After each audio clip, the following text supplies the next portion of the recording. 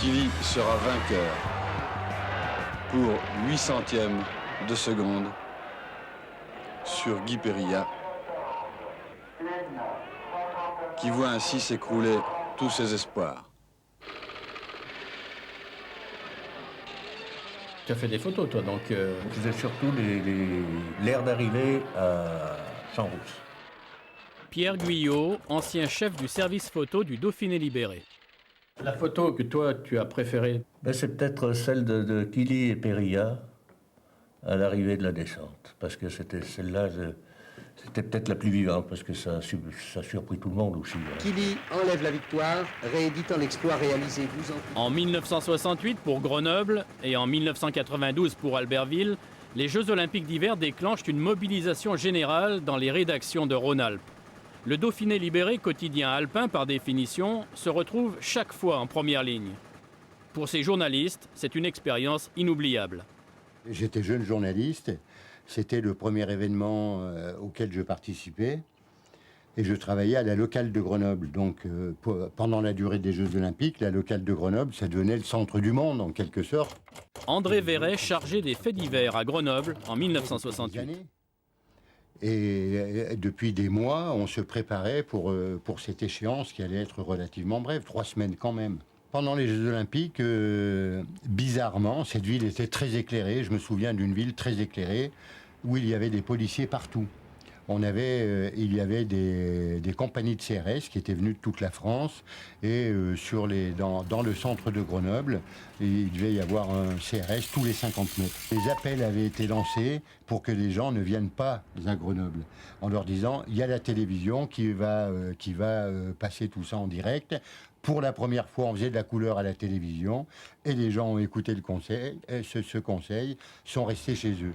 Au crépuscule, chaque rue, chaque avenue sont autant de bras tendus vers la montagne et les toits servent de chevalet aux plus prestigieux tableaux. C'est quand même assez curieux. D'habitude, les organisateurs disent « venez nombreux ». Là, on disait « venez pas ». Bon, les gens ne sont pas venus. Il n'empêche que les manifestations sportives, elles, ont fait le plein.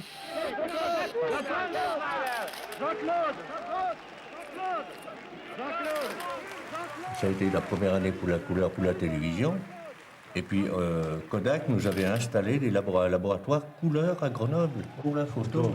Et tous les photographes donnaient leur pellicule. Couleur et noir et blanc.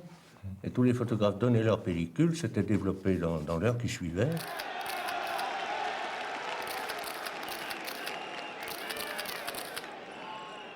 Édouard Trichon dit Doudou, photographe. Il couvre le ski de fond dans le Vercors. Ce jour-là, un Italien est médaille d'or.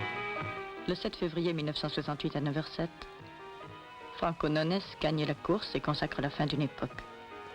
Pour la première fois depuis qu'on dispute des courses de fond, un Méditerranéen bat les Nordiques. Bien fait pour les racistes. On avait tous la même photo. Hein? À peu près, le gars fait voir ces trucs comme ça à droite et à gauche. Souris à droite, allez, barre-toi, t'es trop près, fous le temps. J'ai laissé tout le monde faire. Je me dis, ben, je sais pas ce que je vais faire.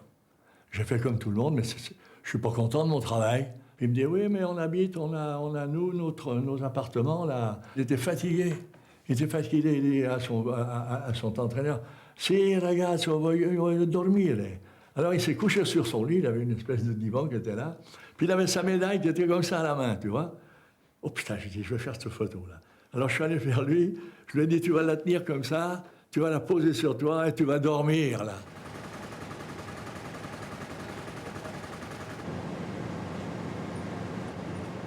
« 24 ans après Grenoble, c'est Albertville qui reçoit les Jeux d'hiver. Yves Perret couvre le ski pour la rédaction sportive du DL.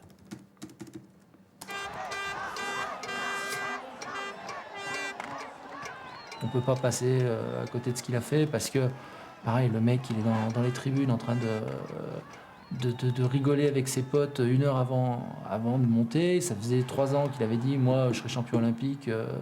On ne sait pas encore qui sera 2 ou 3, mais enfin bon, c'était ça son truc. En plus, devant un autre Français qui, lui, alors qu'on n'attendait pas du tout, Olivier Alamand, c'est vrai que, bon, ça c'est un peu cocorico, tout ça, mais c'est vrai que c'est un peu les moments forts.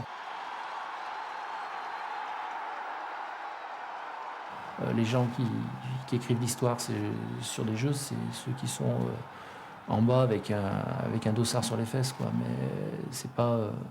Là aussi, il faut toujours bien garder sa place.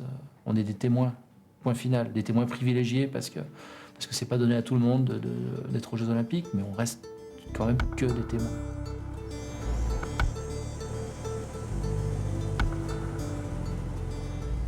On a formé petit à petit une équipe de bons potes et on s'en sortait de cette façon-là. Parce que sur le ski, il n'y a pas un sport plus difficile que ça, surtout à l'époque, quoi. Les articles d'Yves Perret et d'André Verret, les photos de Pierre Guyot et Doudou Trichon appartiennent aux volumineuses collections du journal. Ces pages-là sont régionales, humbles et discrètes.